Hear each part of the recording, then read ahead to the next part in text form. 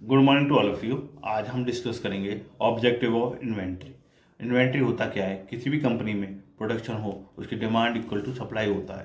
Production के लिए हम एक लिस्ट बनाते हैं, जैसे कि रॉ मटेरियल, फिनिश गुड या इक्विपमेंट की लिस्ट। उसको एक सिस्टमेटिक वे से प्रोडक्ट में रखते हैं। मार्केट में कितनी डिमांड है और उस डिमांड में हम मार्केट में कितनी मैन्युफैक्चरिंग करके सप्लाई कर सकते हैं, जिससे हमें इकोनॉमिकली प्रॉफिट होगा। दूसरा, मार्केट में बर्डन कम होगा। ऑब्जेक्टिव ऑफ इन्वेंट्री, आइए देखते हैं। इन्वेंट्री में शॉर्टेज ऑफ मटेरियल या स्पेयर पार्ट या आइडल टाइम या कम टाइम में हमको मिल जाए, तो जिससे हम सही यूटिलाइजेशन कर सकते हैं, अधिक से अधिक सर्विस प्रोवाइड कर सकते हैं, जिससे हम सेटिस्फेक्शन ऑफ कस्टमर को हाई कर सकते हैं, जैसे हम इकोनॉमिकली ग्रो कर सकते हैं।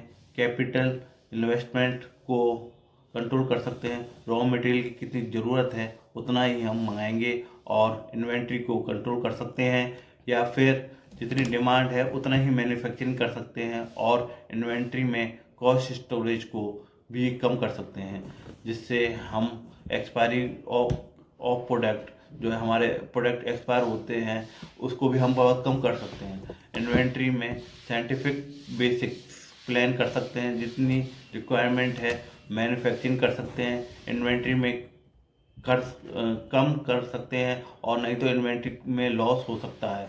इन्वेंट्री में हम सेफ्टी स्टॉक या फिर इन्वेंट्री रिकॉर्ड को मेंटेन कर सकते हैं, या रिकॉर्ड या कलेक्टिंग करेंगे। जितना हमें प्रोडक्ट इक्विपमेंट चाहिए उसका एक अकाउंट मेंटेन कर रखेंगे। इन्वेंट्री में मेनली ऑब्जेक्टिव ये होना चाहिए कि हमें इन्वेंट्री में ऑब्जेक्टिव ना ओवर स्टॉकिंग ना हो, और मेंटेन को मिनिमम इन्वेस्टमेंट कर सकते हैं। इन्वेंट्री में प्रॉपर यूटिलाइजेशन करना होता है, जैसे मैन, मनी, मटेरियल, इक्विपमेंट या टाइम या total cost of the production को हम रिड्यूस कर सकते हैं। इन्वेंट्री में हम साइंटिफिक मेथड, जिससे हम स्टॉक को मेंटेन कर सकते हैं, जिससे हमें फ्यूचर में प्रोडक्शन की डिमांड होने वाली है, उसको राइट टाइम, राइट मटेरियल या राइट क्वांटिटी या क्वांटिटी प्राइस में हम प्रोवाइड कर सकते हैं। इन्वेंट्री में मेनली दो टाइप के होते हैं।